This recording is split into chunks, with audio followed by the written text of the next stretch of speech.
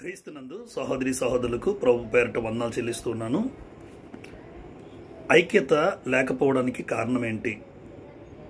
ఐక్యత లేకపోవడానికి కారణం ఏమిటి? ఈరోజు భార్యాభర్తల మధ్య ఐక్యత లేని పరిస్థితి, కుటుంబంలో ఐక్యత లేని పరిస్థితి, సమాజంలో ఐక్యత లేని పరిస్థితి, ఆఖరికి స్థానిక సంఘాల్లో కూడా ఐక్యత లేని పరిస్థితి.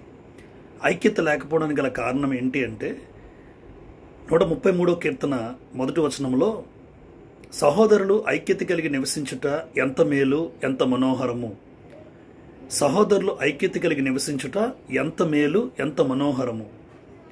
అచ్చట ఆశీర్వాదమును శాశ్వత జీవము ఉండవల్లని యెహోవా సెలవిచ్చి ఉన్నాడు అంటాడు కీర్తనాకారుడు.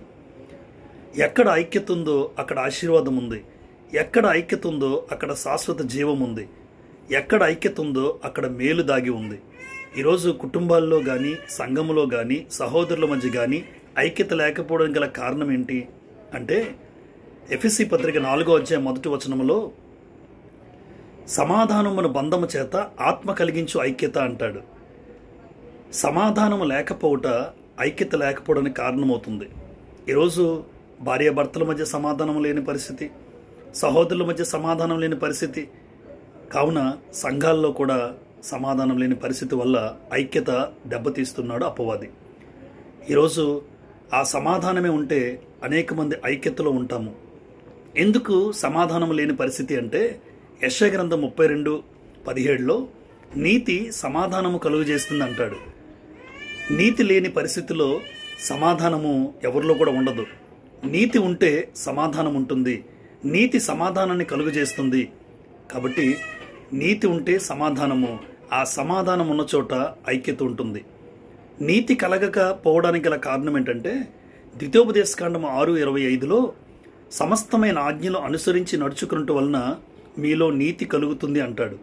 ఈరోజు ఆజ్ఞలు పాటించకపోవడం, ఆజ్ఞలు అనుసరించకపోవడం వల్ల ఈరోజు నీతి తప్పి మనిషి బ్రతుకుతున్నాడు. ఆజ్ఞలు అనుసరిస్తే నీతి కలుగుతుంది. నీతి సమాధానాన్ని కలుగజేస్తుంది. ఆ సమాధానము అనే బంధము చేత ఐక్యత మనందరిలో కలుగుతుంది. ఈరోజు ఐక్యత లేకపోవడానికి గల కారణం ఆజ్ఞలు అనుసరించకపోవడమే.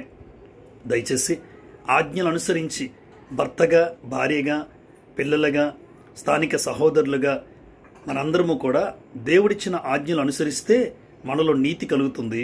ఆ నీతి సమాధానాన్ని కలుగజేస్తుంది. ఆ సమాధానమైన బంధము ప్రతి ఒక్కరిలో ఐక్యతను కలుగజేస్తుంది. ఐక్యత కలిగి ఉండుటే అది ఆశీర్వాదము. ఐక్యతను కలిగి మన జీవితంలో మనం నడుచుకోవాలి. ఐక్యత ఉన్న చోట దేవుని యొక్క ఆలోచన